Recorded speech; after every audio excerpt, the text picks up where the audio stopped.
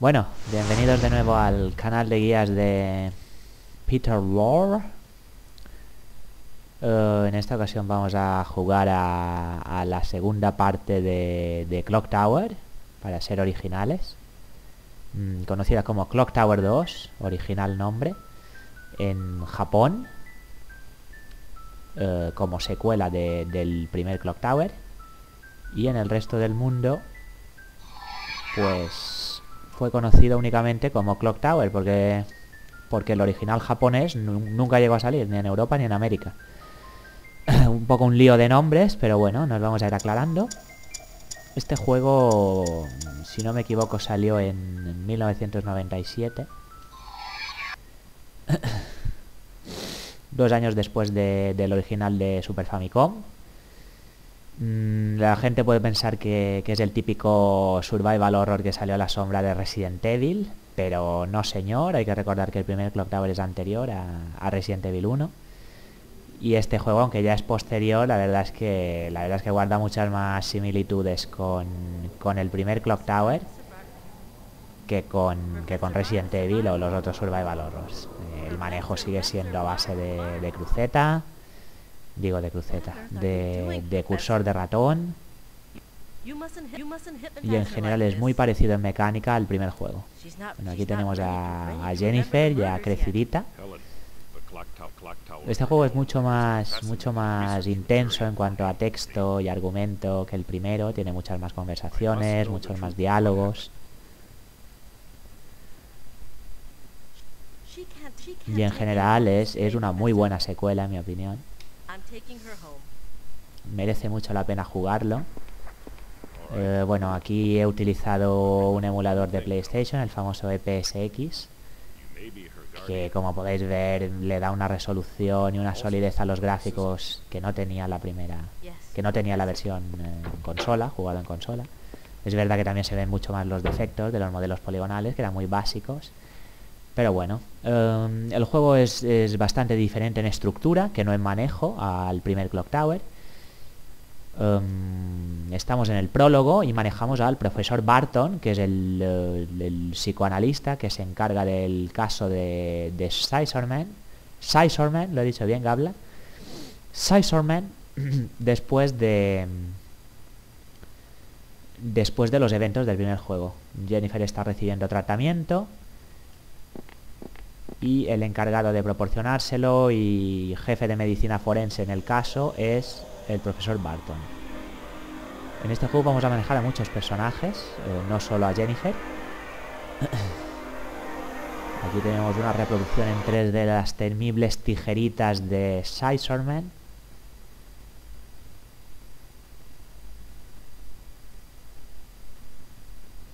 Utilizadas para rebanar a las víctimas del primer juego.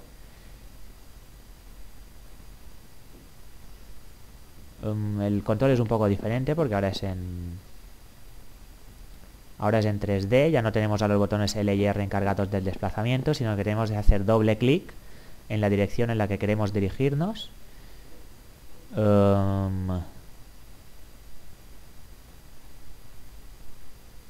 Es muy sencillo, la verdad. No tiene demasiadas complicaciones.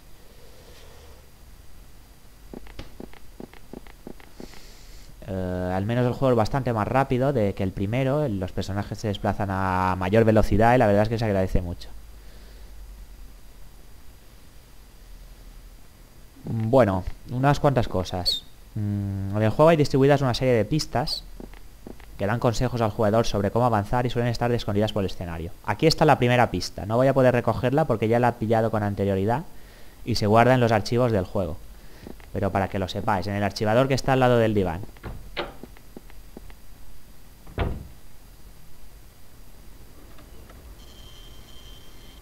Como podéis ver, hay muchos secundarios. Al contrario que en el primer juego, que eran cuatro gatos, 4 matados.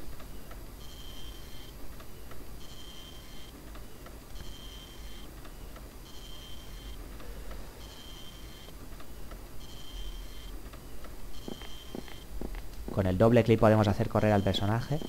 No sé exactamente todavía cómo funciona, no recuerdo cómo funciona el sistema de salud de este juego. Es distinto al del primero porque no tenemos el famoso careto en la parte inferior de la pantalla. Y aquí podemos ver cómo en el laboratorio tienen la estatua de la mansión Barrows, que serviría para escapar para llegar a las catacumbas en el primer juego. Nosotros, si habéis visto mi guía anterior, no utilizamos la estatua, utilizamos el báculo, que era un objeto alternativo, pero parece que el canon de la saga es que la estatua fue realmente el objeto que se tuvo que utilizar para salir de la mansión, y es precisamente el que está analizando ahora el doctor. Bueno, vamos a hablar un poco con los personajes.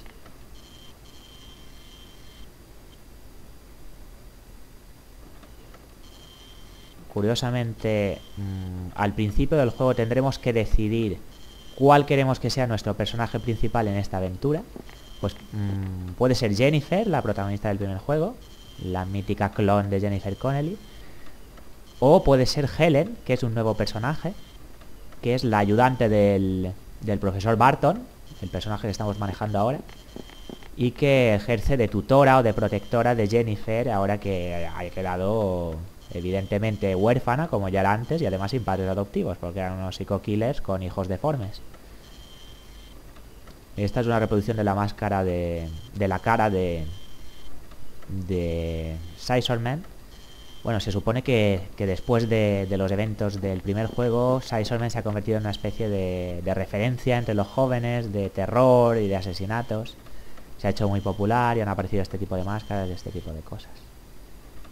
La mayoría de gente no se cree que realmente fuese un asesino deforme, sino que era un tío enmascarado. Este es Danny, otro de los ayudantes del profesor, aquí en su laboratorio. Muchas conversaciones, ya os digo. Es curioso porque se supone que el juego transcurre en Noruega, y de hecho parece que estamos en Oslo, si no me equivoco, pero todos los apellidos y nombres de los personajes son claramente ingleses. Supongo que los japoneses no tenían mucha idea de las diferencias de nombres entre diferentes países de Europa.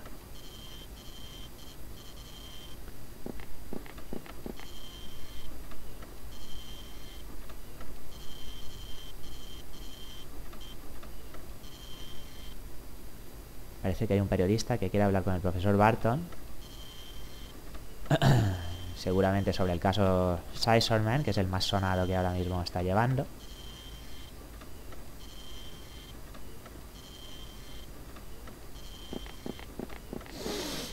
La verdad es que si el primer juego era un poco una especie de revisión de lo que fue Phenomena, la película Phenomena, esta tiene más un toque Agatha Christie, con muchos posibles sospechosos, muchos posibles asesinos, un tono muy diferente, mucho más aventura, mucho más conversación de lo que son el resto de survival horror de consola.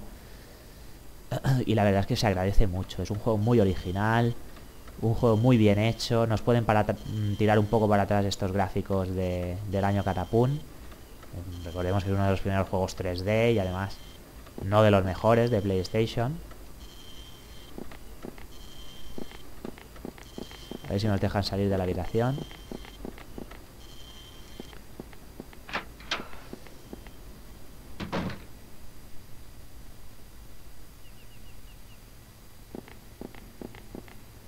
Esto es uno de los puntos clave del prólogo, porque depende de las veces que hablemos con Harris, el protagonista del resto de la aventura va a ser Jennifer o va a ser Helen.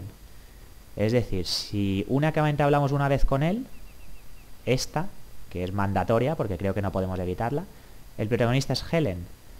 Así que en este primer walkthrough vamos a jugar con Helen, vamos a hablar solamente una vez con Harris. Y nos dirigimos al ascensor para hablar con la prensa, con los periodistas.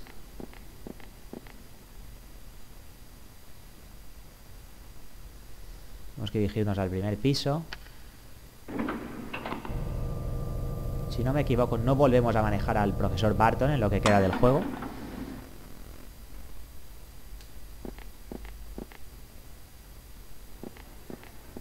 Y aquí tenemos a Nolan, que va a ser otro de los personajes importantes en la aventura. Oslo Weekly News, exacto. Uy, perdón.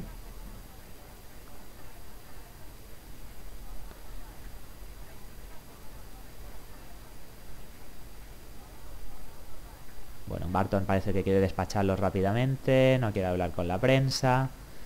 Y en la mayoría de conversaciones, pues básicamente lo único que tenemos que hacer es un poco darle al clic. Y poca cosa más. Es curioso porque en este juego nos explican mejor lo que ocurre en la primera entrega de la saga que en el juego de Super Nintendo. Clarifica muchas cosas, la verdad. Bueno, están buscando hablar con Jennifer, pero parece que Jennifer ha rechazado su propuesta porque no quiere aparecer en los medios. Supongo que algo normal cuando estás traumatizada porque te ha perseguido un niño de 10 años deformado por una mansión encantada, pero bueno. La sensibilidad de la prensa nunca ha sido uno de sus puntos fuertes.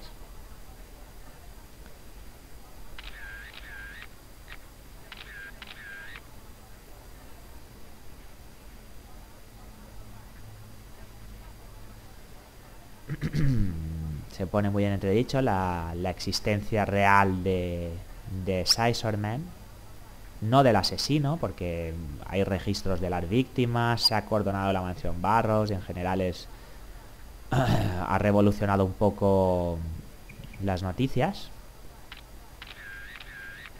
pero sí de que se trate realmente de un monstruo inmortal.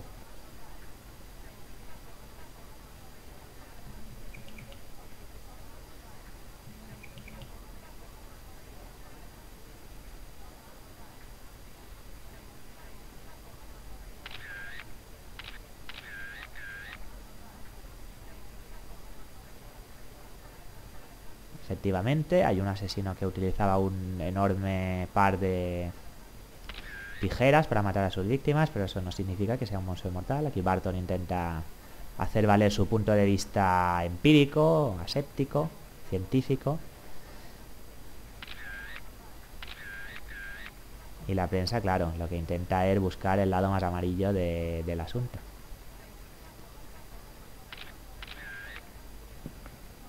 Realmente estos modelos poligonales, la verdad es que choca mucho verlos hoy día, sobre todo si estamos habituados a jugar a la PlayStation 3 o la Xbox, o incluso si estamos acostumbrados a la Play 2, porque la verdad es que ya en su momento Clock Tower no fue ningún prodigio gráfico. Bueno, y con Barton volviendo al laboratorio, dejaremos esta primera parte del prólogo y continuamos y terminamos el prólogo en el siguiente vídeo. Hasta otra.